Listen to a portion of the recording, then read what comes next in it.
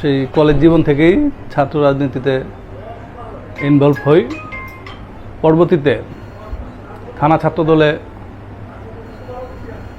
এই প্রচার সম্পাদক, পরবর্তীতে সেক্রেটারি, জেলা ছাত্রদলের প্রথম সদস্য হই, তারপর সহপ্রচার সম্পাদক, তারপর যুগ্ম সম্পাদক, তারপর সহসভাপতি, সর্বশেষ ঢাকা জেলা ছাত্রদলের প্রেসিডেন্ট হিসেবে দায়িত্ব পালন করি এবং বর্তমানে ঢাকা জেলা যুবদলের সিনিয়র ফার্স্ট জয়েন্ট সেক্রেটারি।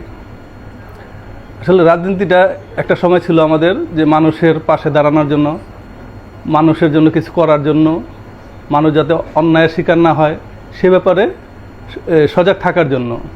সেটাকে সামনে রেখেই আমরা রাজনীতি করেছি, যার কারণে এই দীর্ঘ প্রায় 30 বছর ছাত্র রাজনীতি করতে গিয়ে এই বিগত 17-18 বছরে আমরা এই প্রায় অনেকেই বাড়িতে থাকতে পারি নাই। তার মধ্যে আমিও এই 111-এর সময় 1 বছর জেলখানায় ছিলাম। জেলখানা থেকে বের হয়ে আর এলাকায় যেতে পারি নাই এবং দীর্ঘ 16 বছর পলাতক জীবনযাপন করতে হয়েছে আমাকে এই রাজনৈতিক কারণে। যেহেতু গত 5ই আগস্ট 2024 সালে ফ্যাসিস্ট মুক্ত বাংলাদেশ হয়েছে, এখন আমরা নির্বিঘ্নে নিশ্চিন্তে বাসায় ঘুমাতে পারি, সেটা আমাদের কাছে অনেক বড় কিছু।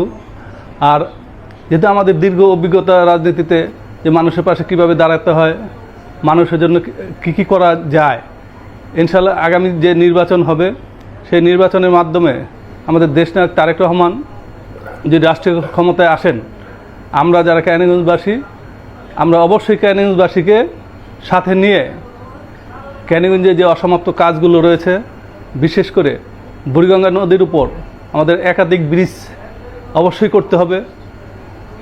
তারপর ক্যানিগঞ্জে আমাদের কোনো বড় ধরনের হাসপাতাল নেই, যেমন পিজি হাসপাতাল বা ঢাকা মেডিকেল, এই টাইপের কোনো হাসপাতাল নেই।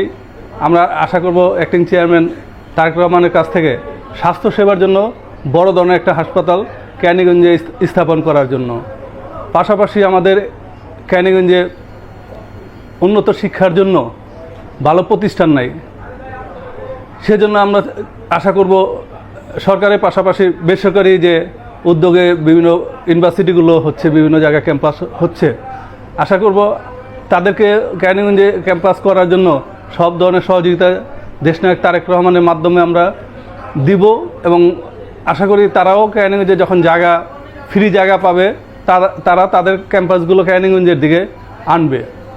আর সবচেয়ে ইম্পর্টেন্ট যেটা, ক্যানিগঞ্জের আইন শৃঙ্খলা নিয়ন্ত্রণ করা।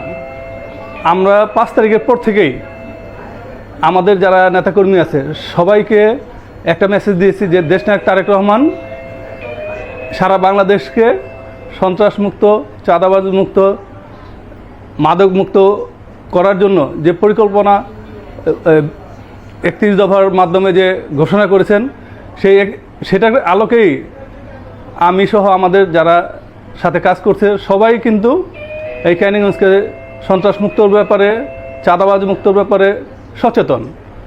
আমরা আশা করি আগামী নির্বাচনের পরে এই ক্যানিগঞ্জ সন্ত্রাস মুক্ত হবে, চাঁদাবাজ মুক্ত হবে, মাদক মুক্ত হবে। ধন্যবাদ আপনাদের।